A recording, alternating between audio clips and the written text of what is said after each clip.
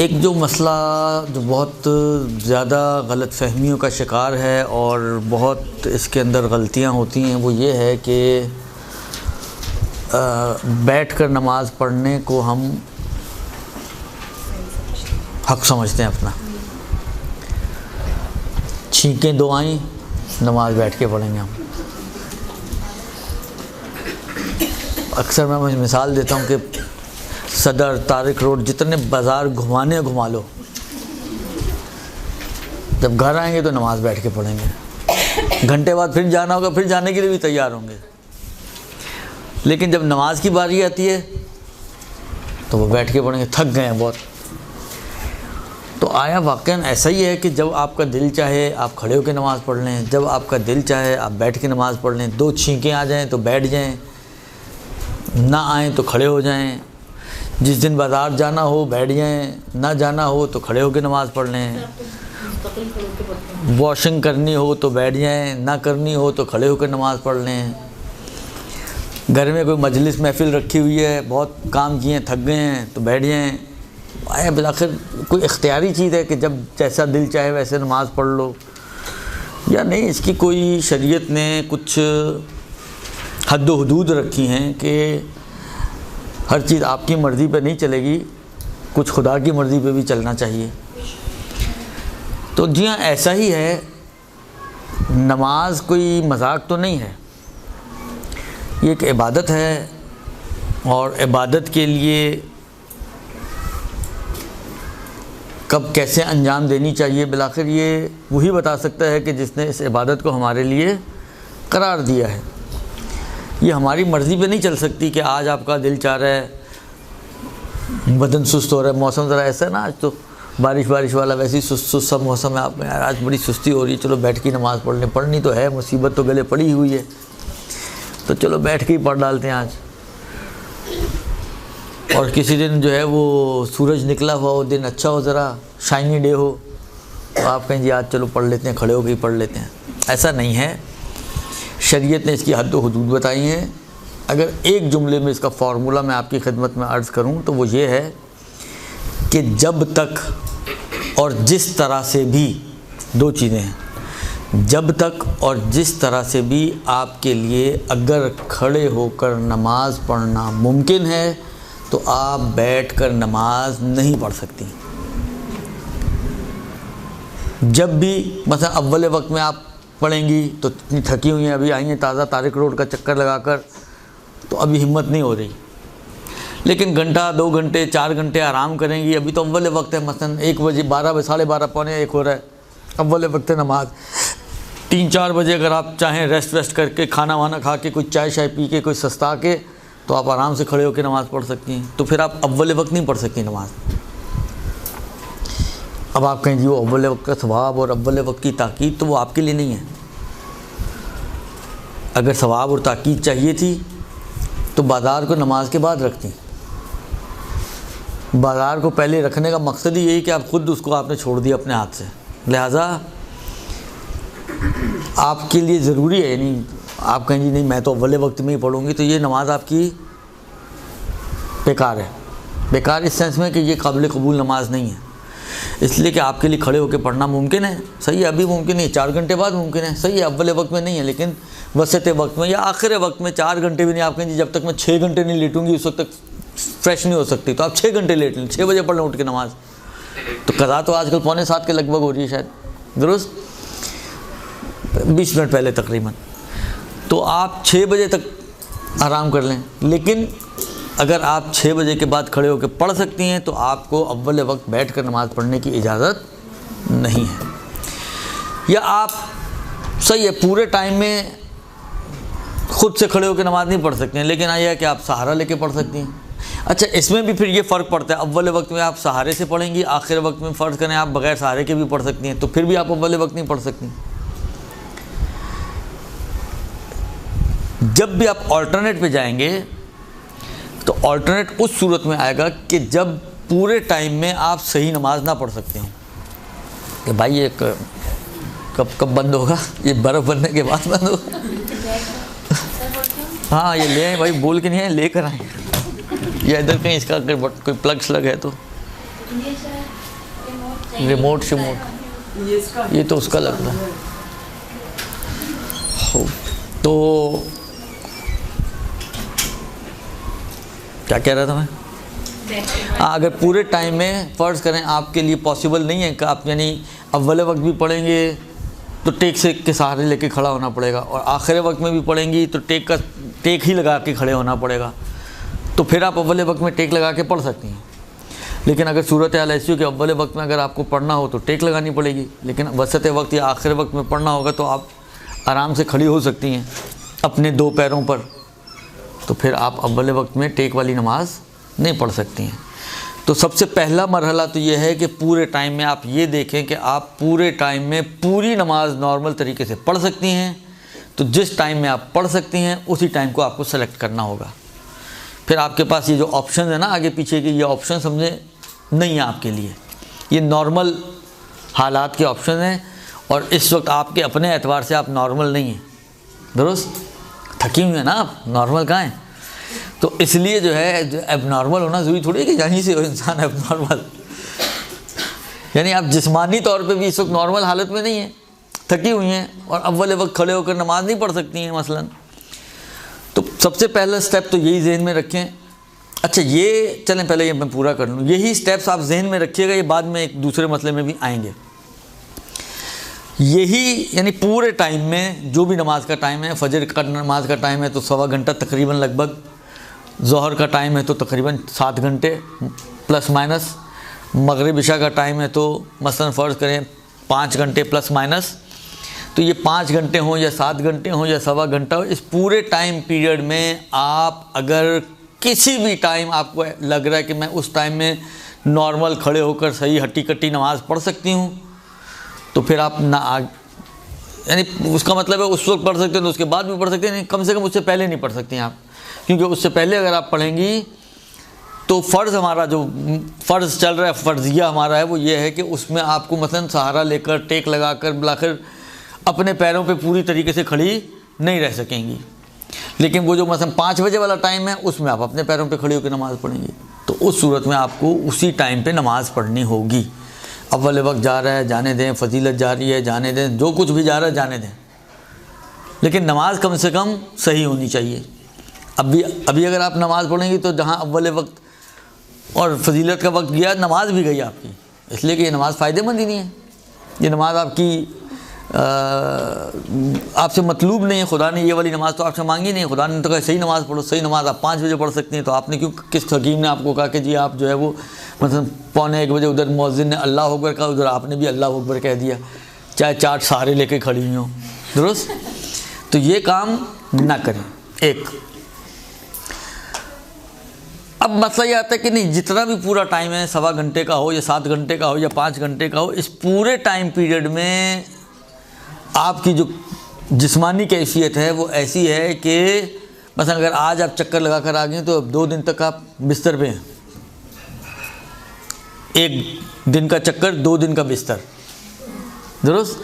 तो आपको पता है अभी मैं नहीं मसलन फ़र्ज़ करें नॉर्मल नमाज नहीं पढ़ सकती हूँ, ना अव्वल वक्त ना वसत वक्त ना आखिर वक्त। इस पूरे टाइम पीरियड में मेरी अगर नमाज होगी तो वही अगर मैं खड़ी हूँ बड़ी हिम्मत करके, तो या तो दीवार की टेक लगा के खड़ी हूँ या कुर्सी की टेक या मतलब वो जो वॉकर्स वगैरह टाइप की चीज़ें आती हैं, किसी न किसी खुलासा सहारे से ही मुझे खड़ा होना पड़ेगा, बग़ैर सहारे के अगर मैं खड़ी हुई तो गिर जाऊँगी मसलन। तो ऐसी सूरत में अगर पूरे वक्त में यही कैफियत है आपकी कि सहारे के साथ ही आपको नमाज बिलाखिर पढ़नी पड़ेगी, बग़ैर सहारे के आप नहीं पढ़ पाएंगी, तो फिर आप अव्वल वक्त भी पढ़ सकती हैं, वसत वक्त भी पढ़ सकती हैं, कहीं भी पढ़ना चाहें, क्योंकि वो सारे टाइम आपके लिए एक ही जैसे हैं। फ़र्ज़ हमारा दूसरे स्टेप में यही बन रहा है कि सारे टाइम आपके लिए एक जैसे हैं। तो अब जो आप नमाज़ पढ़ेंगी वो अव्वल वक्त में भी अगर आप पढ़ना चाहें तो आप पढ़ सकती हैं, दुरुस्त। देखिए एक मसला दिया हुआ तौज़ी में उज़्र वालों के लिए कि अगर मायूस थे उस वक्त पूरे टाइम की निस्बत, तब तो वही नमाज सही है। लेकिन अगर आपको पता था कि नहीं अभी है ऐसी सूरत हाल, लेकिन वही अव्वल वक्त के चक्कर में आपने पढ़ ली और आखिर वक्त में अब आप नॉर्मल नमाज़ पढ़ सकते हैं, तो फिर दोबारा पढ़नी पड़ेगी। खूब, ये तो हो गया पहला स्टेप। पूरे टाइम में कोई ऐसा टाइम है जहाँ पर आप नॉर्मल पढ़ सकते हैं तो नॉर्मली पढ़नी है, उसी टाइम में पढ़नी, फिर पहले नहीं पढ़ेंगे आप। पूरे टाइम में ऐसा कोई टाइम नहीं जिसमें आप नॉर्मल पढ़ सकें। आपको जब भी पढ़नी होगी, चाहे अव्वल वक्त है 1 बजे पढ़ें, 2, 3, 4, 5, 6, 7, आपको बहरहाल सहारा लेकर ही खड़ा होना पड़ेगा। तब तो आप पढ़ सकती हैं, अव्वल वक्त में भी पढ़ सकती हैं। सहारे से ही पढ़नी है तो आप अव्वल वक्त में पढ़ सकती हैं, क्योंकि आप साहिब उज़्र हैं तो, और उज़्र आपका पूरे टाइम में बरतरफ होने वाला नहीं है, तो आप अव्वल वक्त भी नमाज़ पढ़ सकती हैं। दुरुस्त। अब तीसरी स्टेज ये आती है, तीसरा स्टेप ये बनता है कि आप इस पूरे टाइम पीरियड में हत्ता सहारे से भी खड़ी नहीं रह सकती। अलबत्ता एक स्टेप हम बढ़ाना चाहें तो बढ़ा सकते हैं कि हम कहें कि जी पूरे टाइम पीरियड में मसलन अगर आगे पीछे पढ़ें तो मसलन आपको बैठ के पढ़नी पड़ेगी, लेकिन कोई एक टाइम ऐसा है जिसमें आप सहारे से खड़ी हो सकती हैं, तो फिर उधर भी वही टाइम आपको चूज़ करना पड़ेगा। लेकिन सहारे में नॉर्मली ये ज़रा तसव्वुर करना मुश्किल है कि हम आगे पीछे पढ़ें तो बैठ के पढ़ेंगे, और कोई एक टाइम ऐसा बीच में आएगा कि जिसमें आप सहारे से पढ़ें, वो कोई शायद कोई आपके साथ कोई मौजज़ा होने वाला है उस टाइम में मसलन। तो वो मैंने कहा ना ये ज़रा तसव्वुर मुश्किल है, लेकिन मसले के एतबार से वो मसला यही है वहाँ पे भी कि अगर आप 7 घंटे में अगर आप देखें तो मसलन 5 बजे का टाइम वो है कि जिसमें मसलन आप दवाइयाँ वगैरह खाएंगी, तो वो टाइम ऐसा है कि जिसमें आपका थोड़ा सा इतना होता है कि आप एक ज़ोहर असर की नमाज़ सहारे से खड़े होकर पढ़ सकती हैं, लेकिन आगे पीछे तो आपको बैठ के ही पढ़नी पड़ेगी। तो फिर वो 5 बजे ही आपको खड़े होकर सहारे वाली नमाज़ पढ़नी पड़ेगी। फिर चौथा स्टेप आप यूँ बना लें कि जी पूरे टाइम पीरियड में जब भी आपको बिलाखिर नमाज़ पढ़नी है तो आपको बैठ के ही पढ़नी पड़ेगी, खड़े होकर हत्ता सहारे से भी आप खड़े होकर नमाज नहीं पढ़ सकती हैं। तो फिर स्टेज आती है कि आपको अब इजाज़त है कि बैठ के नमाज़ पढ़ें। उसमें भी फ़ुक़हा ने कहा है कि बाज़ चीज़ें अगर आप खड़े होकर कर सकें तो वो कम से कम खड़े होकर करें, जैसे तकबीरतुल एहराम। रुकू के लिए अगर आप खड़ी हो सकती हैं, मतलब बैठ कर अलहम्दु सूरा पढ़ा है और रुकू के लिए आप खड़ी हो सकती हैं, तो आप खड़ी हों पहले सीधी और फिर रुकू में जाएं और रुकू नॉर्मल करें। लेकिन अगर फ़र्ज़ करें इतना भी खड़े नहीं हो सकते तो मिनिमम तकबीरतुल एहराम की हद तक आप खड़े हों, क्योंकि बिलाखिर बैठने के लिए पहले खड़ी होंगी तो बैठेंगी ना, ऐसे तो नहीं बिस्तर से लेटे लेटे खिसकते खिसकते ज़मीन पर आ जाएंगी। इल्ला इनके आप कहें नहीं मैं ज़मीन पे खिसकने की क्या ज़रूरत है, मैं बिस्तर पे ही बैठ के पढ़ूँगी, तो वो फिर एक अलग मसला है। वरना अगर आप जाएंगी वुज़ू वगैरह करेंगी इतना बिलाखिर थोड़ा बहुत, तो तकबीरतुल एहराम कम से कम आप खड़े होकर अंजाम दें। उसके बाद फिर बाकी आप अगर नहीं खड़ी हो सकते तो बैठ कर अंजाम दें। लेकिन अगर फ़र्ज़ करें कि कोई इतना बीमार हो या इतनी हालत ख़राब हो गई हो कि आप इतनी देर के लिए भी खड़ी ना रह सकें, यानी आप जो है मतलब वुज़ू भी बेड पर कर रही हैं, तो तकबीरतुल एहराम के लिए भी खड़ी नहीं हो सकती हैं, तो ठीक है, फिर बैठकर ही सारी की सारी नमाज आपको पढ़नी पड़ेगी। इसी जो आखिरी बात आपकी खिदमत में अर्ज़ की, इसको अगर हम एक जुमले में इसको ख़ुलासा करें तो वो ये है कि पूरी नमाज में जितनी नमाज आप खड़े होकर पढ़ सकती हैं उसमें से वो तो आपको खड़े होकर पढ़नी ही पड़ेगी। तकबीरतुल एहराम खड़े होकर अंजाम दे सकती हैं तो तकबीर को खड़े होकर अंजाम दें। तकबीर के साथ रुकू भी खड़े होकर कर सकती हैं तो रुकू भी करें। अलहम्दु सूरा भी खड़े होकर पढ़ सकते हैं तो अलहम्दु सूरा भी खड़े होकर पढ़ें। बिलाखिर जितनी आप नमाज में से आप एक रकत खड़े होकर पढ़ सकते हैं, नहीं स्टार्टिंग में खड़े होकर पढ़ सकते हैं, लेकिन जब बैठ गई तो फिर हिलना मुश्किल और फिर नहीं उठ सकेंगी, तो सही है पहली रकत आप खड़े होकर कम से कम पढ़ें। तो जितनी आपके लिए पॉसिबल है खड़े होकर पढ़ना उतनी आपको खड़े होकर पढ़नी होगी। दुरुस्त जी। तो बस छूटते ही बैठने की इजाज़त नहीं मिलती। अभी वाजिबात तो पूरे कर लें, अभी वाजिबात की बात अर्ज़ कर रहा हूँ। मुस्तहब नमाज तो आप इख्तियारी तौर पे भी हट्टी कट्टी होते हुए भी आप बैठ कर पढ़ सकती हैं, उसका तो मसला ही कोई नहीं है। कोई भी मुस्तहब नमाज हो, नमाज शब हो, नमाज रोज़ हो, नमाज सुबह हो, नमाज यौमिया की नवाफिल हो, नमाज जाफ़र तैयार, जो नमाज आप सोचें, सिर्फ तसव्वुर करें कोई मुस्तहब नमाज, वो आप बैठ के पढ़ सकती हैं। जितनी भी मुस्तहब नमाज़ें हैं, तमाम की तमाम मुस्तहब नमाज़ों में इख्तियारी तौर पर ये आपको चॉइस मौजूद है आपके पास कि आप चाहें तो उनको बैठ कर पढ़ें। उसमें खड़े होकर पढ़ने की शर्त नहीं है। ये जो शर्त है ये सिर्फ वाजिब नमाज की निस्बत है, लिहाजा उसकी बात अभी हम आपकी खिदमत में अर्ज़ कर रहा हूँ मसला। दुरुस्त।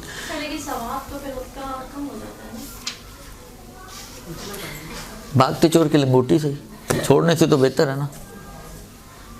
लेकिन ऐसा क्यों डिफरेंस क्यों है? क्यों का जवाब मेरे पास किसी क्यों का जवाब नहीं होता। उसके लिए आप जाएं इमाम सादिक की खिदमत में, अलबत्ता उसको उधर भिजवाने का इंतज़ाम मैं कर सकता हूँ।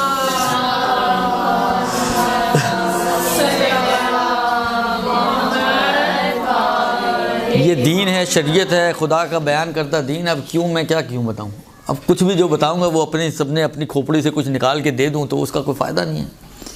क्यों का असल फ़ायदा उस वक्त होता है कि जब इमाम सादिक की ज़बान से कुछ निकला हो। मेरी ज़बान से निकलने का क्या फ़ायदा, उसका कोई असर नहीं है। एक मसला तो आप लोग खामोशी से मानती नहीं है, उसमें भी क्यों क्या करती हैं, तो फिर मेरे क्यों क्या को कैसे मानेंगे आप लोग? दुरुस्त। लिहाजा क्यों के चक्कर में मैं पढ़ता ही नहीं हूँ। ये तो हो गया जनाब अली नमाज का मसला कि अगर आप थके हारे सदर वगैरह से कहीं से भी, आखिर ज़िंदगी है, 10 काम होते हैं। मैं तो खुद कहीं जाता ही नहीं हूँ, मैं तो वहाँ पे भी नहीं जाता हूँ। कभी कभी अगर कहीं लेके जाना पड़ जाए ड्राइवर बन के किसी के साथ तो चला जाता हूँ, वरना मैं ये मेरा डिपार्टमेंट ही नहीं है, बेगम का डिपार्टमेंट है मेरा। खूब अर्ज़ खिदमत ये है कि ये तो हो गया किसी भी वजह से, बिलाखिर आप चाहे शॉपिंग की वजह से, बाज़ औक़ात होता है बच्चों की शादी में इतने हैसल्स होते हैं, भाग दौड़ ऊपर नीचे दाएं बाएं, खूब इतना थक गए हैं कि अब नहीं हिम्मत हो रही, तो ये सारे स्टेप्स वहाँ पे भी जारी होंगे।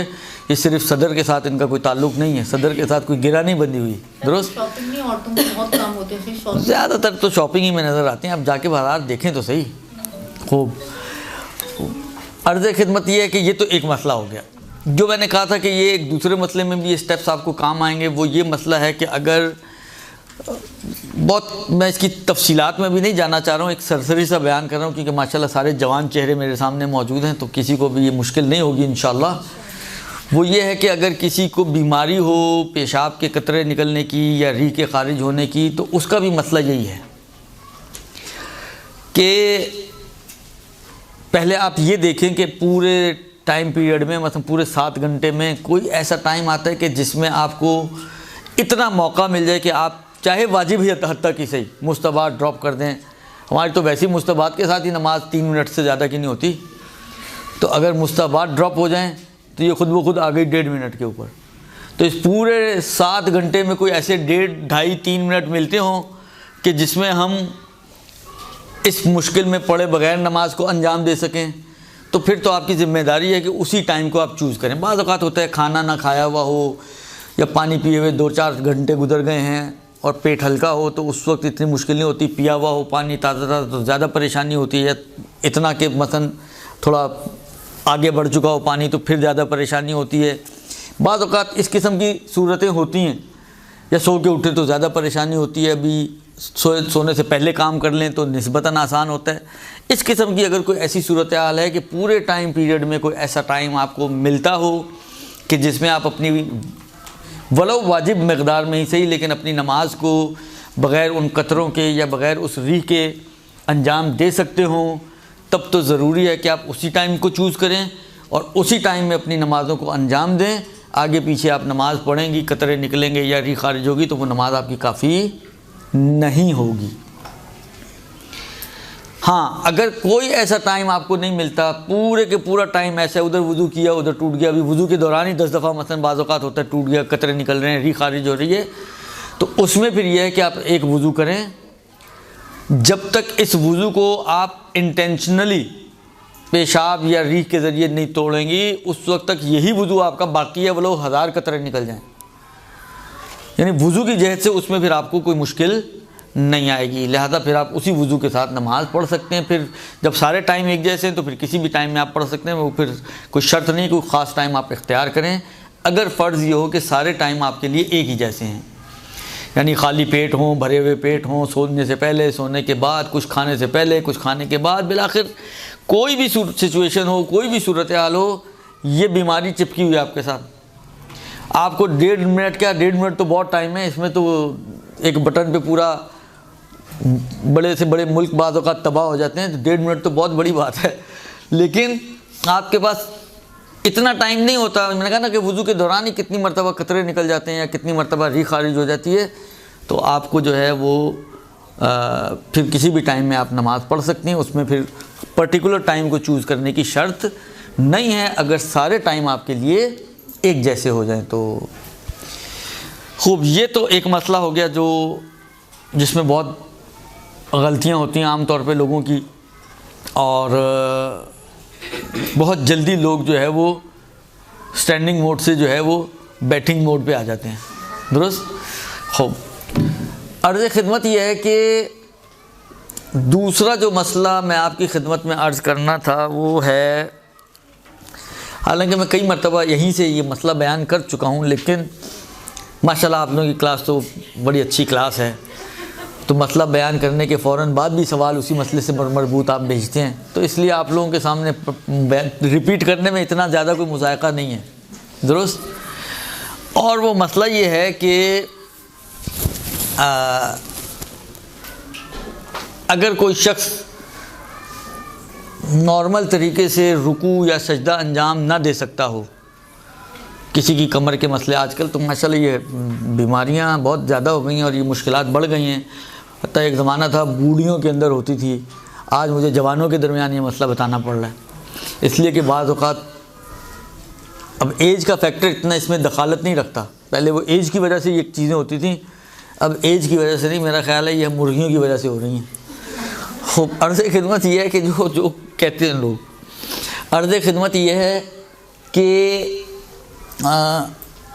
कमर में दर्द है, घुटनों में दर्द है, बैठना मुश्किल, उठना मुश्किल, तो ऐसी सूरत में अब रुकू के लिए नहीं बैठा जाता। या बाज़ औक़ात प्रेगनेंसी के अंदर ये मसले पेश आते हैं, ख़ास तौर पे अगर आखिरी के अय्याम हो कि ख़ातून के लिए झुकना मुश्किल होता है, तो ऐसी सूरत में अब ये नमाज कैसे पढ़ें, रुकू कैसे करें, सजदे कैसे करें, ये मुश्किल खड़ी हो जाती है। अब घुटनों में इतनी जान नहीं रही कि ये सजदे में पड़े हुए आदमी को खड़ा कर सकें, तो अब क्या किया जाए। मसला रुकू और सजदे दोनों का कमोबेश एक जैसा ही है। दुरुस्त। तो जो बातें मैं रुकू में कर रहा हूँ वही बातें सजदों में भी हैं, सिर्फ एक आध जगह पे छोटा सा डिफरेंस है, वो मैं फिर एंड में बता दूंगा आपको कि सजदे और रुकू में क्या डिफरेंस है। वरना जो बातें मैं कर रहा हूँ उसको आप रुकू के एंगल से भी सुने और सजदे के एंगल से भी सुने, यानी ये एक ही मसला है जो दोनों जगह एप्लीकेबल है। देखें, ऐसा शख्स कि जिसके घुटने, कमर या किसी भी प्रॉब्लम की बिना पर जिसके लिए झुकना या तो मुमकिन ही ना हो या इतना ज़्यादा मुश्किल है कि उसके लिए ज़रर का सबब बनता है। बाज़ औक़ात होता है कि बाज़ औक़ात नाकाबिल बर्दाश्त ज़हमत वगैरह होती है तो हरज ही बन जाएगा। बाज़ औक़ात मुमकिन है नाकाबिल बर्दाश्त ज़हमत वगैरह अभी ना भी हो, लेकिन उसके लिए क्या कहते हैं, खौफ ज़रर है। डॉक्टर ने कहा घुटने ज़्यादा हिलाओगे तो ये जो अभी थोड़े से हिल रहे हैं ये बिल्कुल ही टूट जाएंगे, मसलन घिस जाएंगे, घिसे हुए हैं बिल्कुल एंड पे सब चल रहे हैं मसलन, या कोई इस किस्म की मजबूरी के जो आपकी जो बीमारी है वो उसको बढ़ा देगी, उसके इलाज को मुश्किल कर देगी और नुकसान है आपके लिए। यानी ये कहला रहा है कि आपके लिए ज़रर है और नुकसान है। खौफ ज़रर भी हो तो काफ़ी है। तो अब क्या करना, क्या है करना, ये है कि क्योंकि फ़र्ज़ ये है कि सिर्फ झुकने की प्रॉब्लम है अभी ये फ़र्ज़ है हमारा, वो बैठ जो कुछ भी नहीं कर सकता वो बैठ के नमाज़ पढ़ने वाला तो बता दिया मैंने आपको, लेकिन अब फ़र्ज़ ये है कि अब इसकी सिर्फ एक ही प्रॉब्लम है कि झुक नहीं सकता या झुक नहीं सकती खातून। अब करें तो क्या करें? तो करना यह है कि आप नॉर्मल तरीके से खड़े होकर नमाज़ पढ़ना शुरू करें, अलहम्द पढ़ें, सूरा पढ़ें। रुकू के लिए अगर झुक सकते हैं, क्योंकि रुकू में उस तरह से घुटनों को फोल्ड करके सीधा नहीं करना पड़ता जो सजदे में करना पड़ता है, तो रुकू में इतनी प्रॉब्लम नॉर्मली नहीं होती। यानी जिनके लिए घुटनों की प्रॉब्लम भी है या कमर की प्रॉब्लम भी है, तो अक्सर लोग यही कहते हैं रुकू तो कर सकते हैं हम। तो जहाँ तक इसका मतलब है कि रुकू की हद तक तो आप नॉर्मल नमाज़ पढ़ सकते हैं। तो अभी मैंने अर्ज़ किया कि जितनी नॉर्मल पढ़ सकते हैं उतनी नॉर्मल ही पढ़नी है। अब इस शख्स को कि जिसके घुटने बेंड नहीं हो रहे मसलन, या बेंड करने में उसके लिए बहुत दिक्कत और दुश्वारी है, तो ऐसा नहीं है कि स्टार्टिंग ही वो बैठकर कुर्सी पे बैठ जाए। और हमारे लोग तो यही करते हैं, बैठने को मैंने कहा ना, वो समझते हैं कि ये तो बड़ी आसान चीज़ है, लिहाजा घुटने सजदे के लिए नहीं झुक सकते और बैठकर अल्लाह अकबर अल्हम्दुलिल्लाह सारा कुछ वो बैठकर ही चल रहा होता है। अच्छा, बहुत से लोग कहते हैं जी ये तो मस्जिदों में भी ऐसा ही हो रहा होता है। देखिए, मस्जिद में क्या हो रहा है वो ज़रूरी नहीं कि सही हो रहा हो। मस्जिद में क्या हो रहा है उसको हम दलील नहीं बना सकते कि जो हो रहा है वो सही ही हो रहा है। आप जाके जमात में सिर्फ देखिएगा, बाहर खड़े होके, अक्सर मस्जिदों में अक्सर नमाजी पेश नमाज से पहले रुकू में चले जाते हैं, अक्सर नमाजी पेश नमाज से पहले सजदे में चले जाते हैं। अगर ये जानबूझ के करें उनकी नमाज ही बातिल है, जमात बातिल है इनकी, लेकिन हो रहा है। जब हम कुंभ में थे वो बाकायदा ऐलान किया करता था कि भाई आप लोग ज़रा हल्का जाया करें, आगा को चले जाने दें फिर आप जाएं वहाँ। यानी ये मुश्किल सिर्फ यहाँ की नहीं है, ये इंटरनेशनल प्रॉब्लम है। आप कुंभ चली जाएं, आप मशहद चली जाएं, ये क्योंकि अवाम से ताल्लुक़ है ना इसका, तो अवाम तो हर जगह की अवाम ही है। तो आप किसी भी, आप करबला चली जाएं, आप नजफ़ चली जाएं, आप कहीं भी जहाँ आपका दिल चाहे आप चली जाएं, जहाँ जमात हो रही हो। शायद 98-99% जगहों पर और अबव 60% लोगों में ये प्रॉब्लम आपको मिलेगी।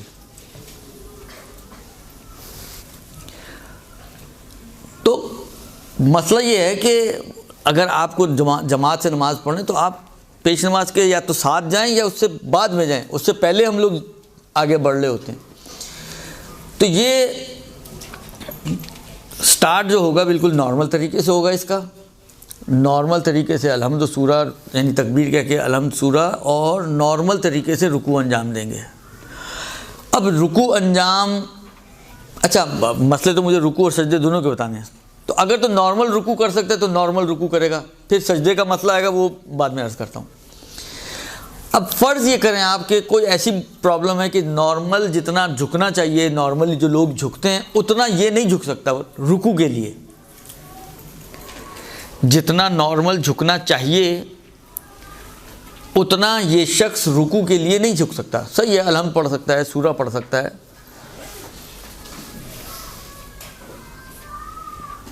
इस हद तक तो सही है, लेकिन रुकू के लिए जो झुकना है वो जितना नॉर्मली लोग झुकते हैं उतना नहीं झुक सकता। अब ये क्या करेगा? फरमाते हैं कि ये, अब देखें इन्होंने सबने 3 स्टेप्स बनाए हैं रुकू में। हम थोड़ी देर के लिए फ़र्ज़ करते हैं मसलन ये है एक बंदा जो खड़ा हुआ है नमाज़ पढ़ रहा है और सूरा पढ़ने के बाद ये अब गया रुकू में, और इतना है जो नॉर्मल तो ये होता है कि इंसान इतना झुका हुआ होता है कि उसकी कमर तकरीबन, जो मुस्तहबात के पाबंद होते हैं तो वो तो इतनी सीधी रखते हैं कि कतरा अगर पानी का इसके ऊपर गिरे तो वो ऊपर ही रहे, नीचे ना, यानी स्लोप में ना हो। स्लोप में होगा तो या नीचे जाएगा या अगर ऊपर से ज़्यादा झुका हुआ होगा तो आगे गिरेगा। तो वो नॉर्मल तकरीबन यही है कि आपने इतना झुकना है, ठीक है। लेकिन फ़र्ज़ हमारा ये कि इतना नहीं झुक सकता। दूसरा स्टेप ये है कि इतना सही है जो नॉर्मल है उतना नहीं झुक सकता, लेकिन उससे कम, लेकिन उर्फ देखे तो यही कहे कि हाँ आप रुकू में ही हैं। जिसको मैं ताबीर करता हूँ समझाने के लिए, ये समझे ये हकीकी रुकू है कि हकीकतन जितना आमतौर पे लोग झुकते हैं इससे कम, लेकिन उर्फ इसको रुकू ही कहे। मतलब फ़र्ज़ करें ये इतना है ना, तो ये बजाय इसके कि इतना झुके वो मतलब इतना झुका हुआ है, थोड़ा स्लोप में है। एक मरतबा ये होता है कि मतलब थोड़ा सा इतना झुक सकता है, तो कोई भी इसको देखे तो नहीं कहेगा कि रुकू में, लेकिन एक मरतबा ये इतना झुका हुआ है, सही इतना झुकना चाहिए था लेकिन इतना नहीं झुका, इतना झुका हुआ है कि देखने वाला कहेगा कि ये रुकू में है, जिसको हम कहें कि उर्फ़ी तौर पर इसको रुकू कहा जाए। तब भी इसकी ज़िम्मेदारी है कि ये झुक कर ही रुकू करे, तब भी इसकी ज़िम्मेदारी ये है कि ये झुक कर ही रुकू करे। लेकिन अगर ना हकीकी तौर पे झुक सकते जितना झुकना चाहिए, ना इतना झुक सकता कि जो उर्फन रुकू कहला रहा है, मतलब थोड़ा सा, मतलब इतना थोड़ी सी कमर हिला सकता है बस, इससे ज़्यादा हिलाएगा तो आवाज़ आएगी, दुरुस्त।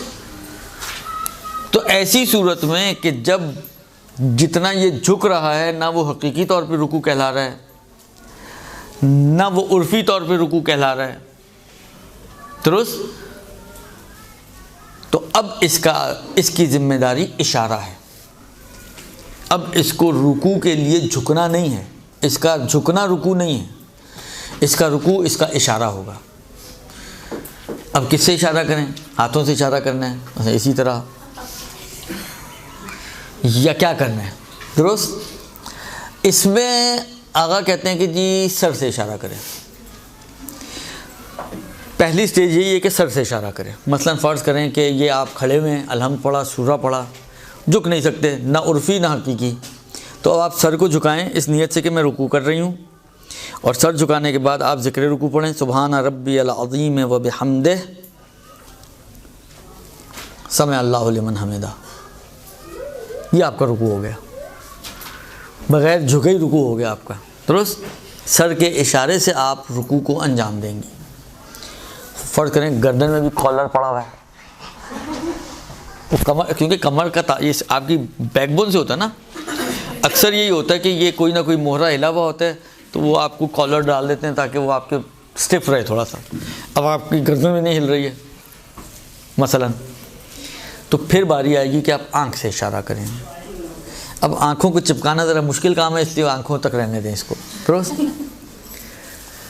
बस पहले नॉर्मल रुकू, पहला स्टेप, वो पॉसिबल ना हो तो उर्फ़ी रुकू, दूसरा स्टेप, वो पॉसिबल ना हो तो सर के इशारे का रुकू, ये थर्ड स्टेप, ये पॉसिबल ना हो तो आँख के इशारे से रुकू, यानी आँखों को आप बंद करें इस नीयत से कि आप रुकू के लिए बंद कर रही हैं, आंखें बंद करके ज़िक्र रुकू पढ़ें और खोलते वक्त समी अल्लाह कर दें।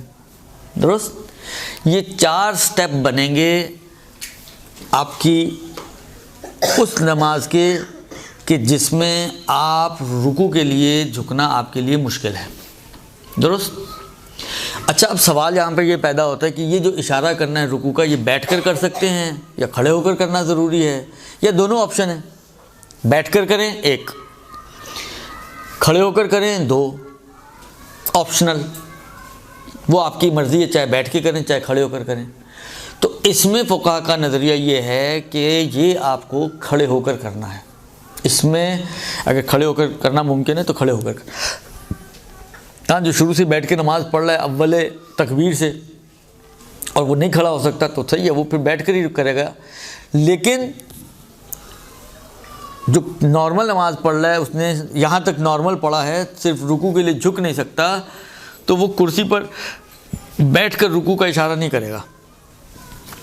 उसके रुकू का इशारा कुर्सी पर बैठकर नहीं होगा, बल्कि ज़रूरी है कि वो खड़े होकर सर से इशारा या आँखों से इशारा करे अपने रुकू के लिए। जो भी उसकी ज़िम्मेदारी सर का इशारा बनती है तो सर का इशारा करे, थर्ड स्टेप में अगर वो है, और थर्ड भी मुमकिन नहीं है, फोर्थ स्टेप में है, तो आँखों के इशारे से रुकू करेगा।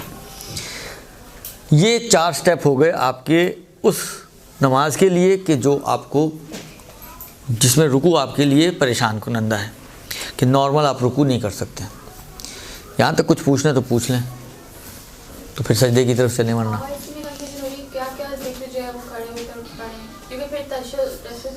अभी तो हम रुकू तक पहुँचे मेरी बहन, आप तो सीधी छलांग मार के तशहुद पे पहुँच गए। अभी तो सजदा भी नहीं किया हमने, अभी सजदा करेंगे, अभी तो नमाज शुरू की है, तो रुकू तक पहुँचे। हाँ हाँ, पूरी नमाज की जो है ना वो एंड तक की कुछ चीज़ें बैठ के पढ़नी, कुछ चीज़ें खड़े होकर पढ़नी, इसमें कम से कम पहले रुकू तो हल कर लेना। मेरा बेटा जो है बैठकर नमाज पढ़ता है, वो खड़ा नहीं सकता, नॉर्मल सीधा स्ट्रेट। स्ट्रेट खड़ा होना ज़रूरी नहीं, अगर स्ट्रेट खड़ा नहीं हो सकता, मतलब झुक के खड़ा हो सकता है, हैं? तो सहारे से खड़ा हो। अर्ज़ तो किया, अभी तो आपकी खिदमत में स्टेप्स बताएं। सहारे से खड़ा हो, स्टिक लेके खड़ा हो जाए, कुर्सी का सहारा ले ले, वॉकर का सहारा, जिस सहारे से वो खड़ा हो सकता है वो सहारे से खड़ा हो, बैठ के नमाज नहीं पढ़ेगा वो। तो जो बच्चे, एक बच्ची है पैम्पर्स पे, वो ना उसकी शर्ट डली हुई है, तो उसको यूरिन पास होता रहता है, तो वो पैम्पर पे यूज़ करती है, तो किस तरह से वो नमाज? अब देखें, अगर चेंज वेंज करना वही वाली बात है। देखें, कोई ऐसा वक्त होता है जिसमें वो हालत पेशाब में ना होती हो, मतलब अगर चेंज करेंगे अभी और बदन को पाक करवाएंगे तो 2 घंटे बाद फिर करेगी पेशाब, तो फिर तो चेंज करना पड़ेगा। या मुसलसल निकलता रहता है, क्या है सूरत हाल? अगर मुसलसल वाली बात है तो फिर तो इतना मसला नहीं है, फिर तो वही वाली बात हो जाएगी कि अगर पॉसिबल है तो वो ये कर लें। खड़ी भी नहीं हो सकती ना, सहारे से भी नहीं खड़ी हो सकती, ठीक है, बैठ के पढ़े। अगर बैठ के नहीं पढ़ सकती तो लेट के पढ़े। चेंज करना मुमकिन नहीं है तो चेंज करना साक़ित हो जाएगा। फिर जो जो पॉसिबल हैं चीज़ें वो करनी पड़ेंगी, जो पॉसिबल ही नहीं है उनको छोड़ देंगे, स्किप कर देंगे उनको। खूब जी, ये तो हो गया जनाब अली रुकू का मसला। अब आप समय अल्लाह करके खड़ी हो गई, दुरुस्त। अब बारी आती है सजदे की। तकरीबन यही स्टेप्स सजदे के भी हैं, यही स्टेप्स जो बयान किया आपके लिए रुकू के लिए, यही चारों स्टेप्स सजदे के लिए भी। नॉर्मल कर सकते हैं तो नॉर्मल करें, जो रुकू नहीं कर सकता वो तो सजदा बतरीका वाला नहीं कर सकता। लेकिन फ़र्ज़ करें रुकू कर सकता था, सजदा कर सकता है नहीं कर सकता। अगर कर सकता है तो नॉर्मल पड़ेगा। लेकिन अगर ये सजदा ना कर सके, जो नॉर्मल सजदा है, पेशानी को ज़मीन पे रखे और बाकी आज़ाए सजदा उसके ज़मीन पर हों, ऐसा सजदा ज़मीन पर नहीं कर सकता कोई, इतना नहीं झुक सकता। तो फिर इसमें दूसरा स्टेप क्या बनेगा, क्या बनना चाहिए? हाँ, उर्फ़ी सजदा, यानी इतना झुके, यानी अगर इसके लिए पॉसिबल है कि इतना झुक सकता है कि देखने वाला कहे कि हाँ आप अभी सजदे में ही हैं, जिसको हमने कहा उर्फ़ी सजदा। सही है, ज़मीन पर नहीं है पेशानी इसकी, नहीं। मसलन दफ्तर वालों के बकौल ये जो किताब है, किताब दिखाएं मुझे कोई।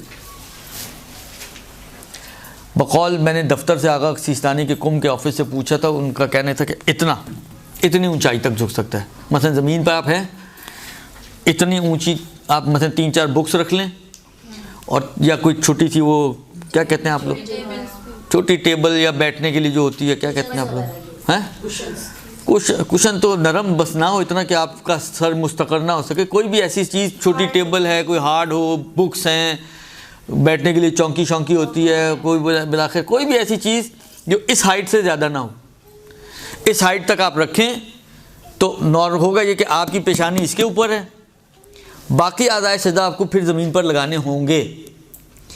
उर्फ़ी सजदे में बाकी आज़ाए सजदा, पेशानी सिर्फ आपकी ज़मीन से थोड़ी ऊंची होगी, लेकिन बाकी आज़ा आपको ज़मीन पर लगाने होंगे, दुरुस्त।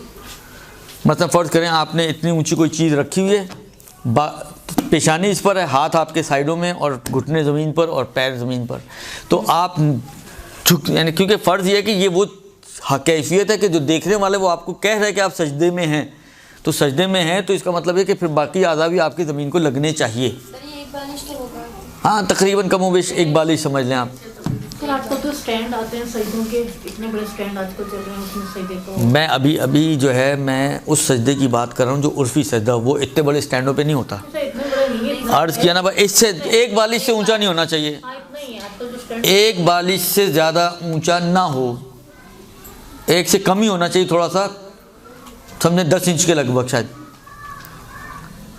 इतना ही है सर। हालांकि ये कितने इंच है भाई मुझे नहीं मालूम, इंचेज में भी बताना है। एक बालिश से कम? हाँ, एक बालिश से थोड़ा सा कम, समझे यहाँ तक, इतना, एक बालिश से इतना कम। तो अगर इतनी ऊंचाई है तो बकौल आगा के दफ्तर के ये कहलाएगा कि आपका उर्फ़ी सजदा। अगर इससे ज़्यादा है ऊंचाई तो फिर आप उर्फ़ी सजदे से भी बाहर निकल गए, ठीक। बस पहला स्टेप क्या हो गया, ज़मीन पे सजदा नहीं कर सकते तो उर्फ़ी सजदा, वो भी नहीं कर सकते तो अब इसकी ज़िम्मेदारी भी इशारा है, अब इस शख्स की भी ज़िम्मेदारी इशारा है। अब इशारे में थर्ड स्टेप यही है कि सर से इशारा करें। इसमें शायद बेहतर करार दिए या एहतियात मुस्तहब है कि जितना सर झुका रहा है रुकू के लिए उससे थोड़ा ज़्यादा झुकाए, यानी सर झुकाए और नियत करे कि मैं सजदा कर रहा हूँ। ये जो सर झुक रहा है ना, अपने सर को सजदे की नीयत से झुकाए, दुरुस्त। तो ये जो सर सजदे की नीयत से झुकाएगा यही इसका सजदा है। यहाँ तक समझ में आ गई बात? सर झुका लिया इसने। अब 2-3 सवाल यहाँ पर आते हैं। पहला सवाल ये कि कुछ रखना है पेशानी के लिए, कोई आगे टेबल रखे, या जो आपने देखा है जो मस्जिदों में होता है कोई इस टाइप की चीज़ हो, या बिलाखिर कोई किसी तरीके से हाथ में पकड़ के लगाए मोहर को पेशानी से। मतलब फ़र्ज़ करें आप खड़े में, आपने इशारा की, ये आपके हाथ में मोहर है, आपने साथ में मोहर को पेशानी पे लगा दिया, दुरुस्त। पर किसी भी तरीके से या हाथ से उठा के लगाए या पेशानी को किसी ऐसी चीज़ पे रख दे जिससे हमने स्टैंड बनाया था ना, थोड़ा लंबा सा स्टैंड हो। सर कोई माइक का स्टैंड थोड़ी है। उसी टाइप का माइक वाला बारीक माइक वाला कोई स्टैंड हो, उसके ऊपर उन्होंने एक स्टैंड बना के एक छोटा सा गोल खांचा दे दिया, उस पर आप मोर रख लें। सर आजकल ईरान से और इराक से आ रहे हैं इतने बड़े बड़े स्टैंड होते हैं, उसमें सजदे की जगह। पाकिस्तानी है ना वो, तो ईरान इराक से आ रहे हैं। पाकिस्तानी बनाएगा तो इतना लंबा बनाएगा, वो तो अपना दिमाग भी इस्तेमाल करेगा ना। किसी को खड़े होकर करना है तो वो क्या करेगा, तो वो उसके हिसाब से भी बनाएगा। वो सिर्फ बैठे वालों के लिए थोड़ी बनाएगा, वो खड़े वालों के लिए भी बनाएगा। पाकिस्तानी खोपड़ी है, कोई मजाक थोड़ी है। खूब एक मिनट ठहर, मैं पूरा कर लेंगे पहले। तो पहला सवाल तो ये है कि आया मोहर पेशानी को मोहर तक पहुंचाएं या मोहर को पेशानी तक पहुंचाएं, कोई भी एक कैफियत ज़रूरी है? तो आगा सिस्तानी कहते हैं जी नहीं, ज़रूरी नहीं है। बस आप मोहर को उठा के साइड में रख दें। दुरुस्त। खड़े होकर आपने नमाज़ शुरू की, अलाउन पढ़ा, सूरा पढ़ा, रुकू किया, नॉर्मल फ़र्ज़ करें, और नॉर्मल नहीं कर सकते तो इशारे से रुकू किया। अब बारी आ गई सजदे की। फ़र्ज़ ये है कि ना हकीकी सजदा कर सकते हैं ना उर्फ़ी सजदा कर सकते हैं, तो उसमें भी बारी आ गई इशारे की। बस खड़े खड़े सर झुकाएं, सुबहान रब्बियल आला व बिहम्दे, अल्लाहु अकबर, अस्तगफिरुल्लाह रब्बी व अतूबु इलैह, सुबहान रब्बियल आला व बिहम्दे, अल्लाहु अकबर। हो गया सजदा। कोई सजदे का नहीं ज़रूरत पड़ी आपको, बग़ैर सजदे का के भी सजदा कर लिया आपने। दुरुस्त। लेकिन आगा फरमाते हैं कि एहतियात मुस्तहब ये है कि ये हाथ में ले लें और इसको पेशानी पे रखें। अब हाथ में लेना ज़रूरी नहीं है, या तो इसको पेशानी पे रखें, या आप मसलन फ़र्ज़ करें कोई बड़ा स्टैंड हो या कोई ऐसी चीज़ हो बिलाखिर कि जिस पर आप पेशानी टिका सकें। दूसरा जब सवाल आएगा उससे ये भी वाज़ेह हो जाएगा कि फिर कितनी बड़ी होनी चाहिए वो चीज़। दुरुस्त। वो भी डाइनिंग टेबल के पास बैठ जाते। हाँ एक मिनट सबर। दुरुस्त। दूसरा सवाल यहाँ पर यह पैदा होता है कि आया इस सजदे में बैठकर करना है या खड़े होकर करना है, या दोनों ऑप्शन है हमारे पास। तो इसमें आगा सिस्तानी ये फरमाते हैं कि आप खड़े होकर भी कर सकते हैं, बैठ के भी कर सकते हैं। बैठने में हो गया काम आसान, आप कुर्सी पे बैठिए, सामने टेबल हो, टेबल पे मतलब ये टेबल है सामने, आपने इस पे रखा मोर और पेशानी को आपने इसके ऊपर टिका दिया। लेकिन जब जो सर असल ज़हन में रखें, जब जो सर झुकाए ना, उस सर झुकाने में कस्द होना चाहिए कि ये मैं सजदे की नीयत से झुका रहा हूँ।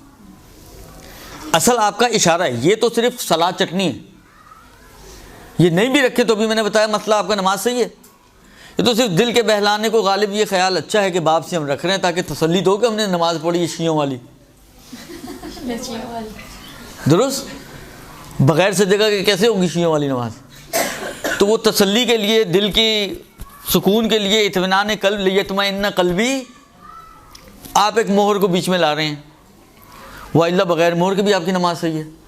तो असल आपको कस्द जो है वो इशारे का होगा। बाकी मोहर लगाएं ना लगाएं वो आपकी मर्ज़ी है। लेकिन अगर लगाएं तो आपका जो सजदा है वो ये मोहर वाला सजदा नहीं है। असल सजदा वही आपका सर का इशारा है, ये आपकी नीयत होनी चाहिए। फिर अगर आपने मोहर लगा भी लिया तो ये एहतियात मुस्तहब के मुताबिक है, कोई हरज नहीं है। अब चाहे आप हाथ में उठा के लगा लें, चाहे ज़मीन उसको टेबल पे रख के, या कोई स्टैंड जो उन्होंने कहा ईरान से मिलता है तो इस तरह का स्टैंड, उस पर रखें आप मोहर और उसके ऊपर अपनी पेशानी को टिका लें। दुरुस्त। सबको पता है, फिर मैंने कह दिया बात। तो कहा तो आपने ना, तो मैंने तो कहने की बात की जिन्होंने कहा। जब तक स्टैंड नहीं आया नमाज कैसे होगी? हाँ, टेबल भी हो जाएगी। दुरुस्त। या जो बच्चों की स्कूल टेबल्स होती हैं जिसके आगे छोटी सी चेयर्स होती हैं, उसके ऊपर टेबल सी बनी हुई होती है, वो एक ख़रीद लें तो आपका उस पर भी नमाज हो सकती है, क्योंकि बैठने की भी तो इजाज़त है ही ना। तो आप बैठ कर, या आपने देखा होगा आप हरम वगैरह में जाते हैं, वहाँ पर उन्होंने स्टूल टाइप के ऐसे बनाए हुए हैं, या बाज़ चेयर्स ऐसी होती हैं कि जिनके वो जो है आगे से घूम जाता है, आगे ले आएँ साइड में ले जाएँ, जिस तरह जहाज़ के अंदर होती हैं। दुरुस्त। शुरू की सीट्स में तो उस टाइप की कोई भी चीज़ आप बना लें, बिलाखिर वो आपका मसला कैसे करना है आपने, ये मेरा मसला नहीं। कुछ नहीं मिलता तो हाथ में तो रख सकती हैं ना, ज़रूरी थोड़ी किसी चीज़ पे रखें, हाथ में रख के पेशानी पे टिका दें। तीसरा सवाल यहाँ पे जो आता है वो ये आता है कि बाकी आज़ाए सजदा का क्या होगा? अगर इसको हम उठाएंगे यहाँ पर तो इसको ज़मीन पे कैसे लगाएंगे हाथ को? फिर तो जब आपकी ज़िम्मेदारी इशारा है और आप इशारे के ज़रिए नमाज को कि सजदे को अंजाम दे रही हैं, तो उस सूरत में आज़ाए सजदा का ज़मीन पर लगाना ज़रूरी नहीं है। यानी अब मैं कुर्सी पे बैठा हूँ ना, ये ज़रूरी नहीं कि मैं अपने पैरों को फोल्ड करके, फ़र्ज़ करें मैं कुर्सी पे बैठ के सजदा कर रहा हूँ, दुरुस्त, ये ज़रूरी है कि मैं, देखिए घुटने तो बिलाखिर नहीं टिक सकते, वो तो बैठे बैठे घुटने कैसे मैं टेकूँगा, टेक सकता हूँ? नहीं टेक सकता। ये कोई सोच रही है तरीका।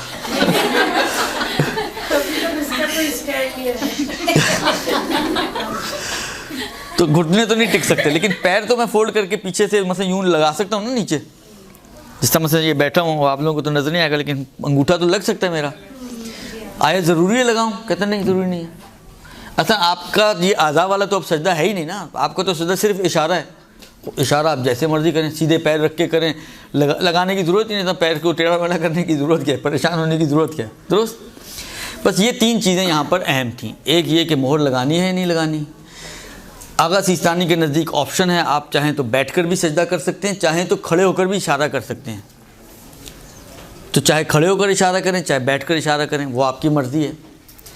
लेकिन तीसरी चीज़ ये कि आया आज़ाए सजदा लगाना ज़रूरी है, ये ज़रूरी नहीं है। तो आगा सिस्तानी फरमाते हैं कि नहीं, आज़ाए सजदा भी लगाना ज़रूरी नहीं है। यहाँ तक जो रुकू और सजदे का मसला मैंने आपकी खिदमत में आगा सिस्तानी का बयान किया है, कम वेश आगा खुई और आगा खुमैनी का भी यही है। एक फ़र्क के साथ जो आगा खुमैनी ने फरमाया है वो ये कि वो कहते हैं सजदा जो है वो बैठ कर करे कुर्सी पर, वो खड़े होकर सजदे की इजाज़त नहीं देते हैं, आगा खुमैनी। बाकी आगा खुई और आगा सिस्तानी दोनों का कम वेश एक ही मसला है, रुकू का भी, सजदे का भी, और आगा खुमैनी का भी तकरीबन यही मसला है। सिर्फ एक छोटा सा डिफरेंस है कि आगा खुई और सिस्तानी के नज़दीक सजदे में आप बैठ भी सकते हैं कुर्सी पर, और आप खड़े होकर भी कर सकते हैं इशारे से, लेकिन आगा खुमैनी फरमाते हैं कि नहीं, कुर्सी पर बैठकर अगर बैठना मुमकिन है तो बैठकर सजदा अंजाम देगा। ये सजदा हो गया। अब मज़ीद जब सजदे कर लिए तो बारी आ गई तशहुद की। अगर तो बैठकर नॉर्मल तशहुद पढ़ सकता है तो नॉर्मल बैठकर पढ़े, नहीं बैठ सकता कुर्सी पे बैठकर पढ़े। उसमें ऑप्शन नहीं है कि खड़े होकर पढ़े। अगर बैठकर पढ़ना मुमकिन है, क्योंकि तशहुद में वही वाली बात है, अगर बैठना मुमकिन है तो बैठना होगा। तो अगर ज़मीन पर बैठना मुमकिन है तो ज़मीन पर बैठे, ज़मीन पर बैठना मुमकिन नहीं तो कुर्सी पर बैठ जाए। हाँ, अगर बैठ ही नहीं सकते किसी भी तरीके से तो फिर वो खड़े होकर उसको भी पढ़ सकता है, लेकिन अगर बैठना पॉसिबल है तो उसको तशहुद बैठकर अंजाम देना होगा। तशहुद और सलाम, दुरुस्त। ये हो गया जी, सलाम भी पढ़ लिया। अब बोलें, हो गई पूरी नमाज, कोई मुश्किल तो नहीं है।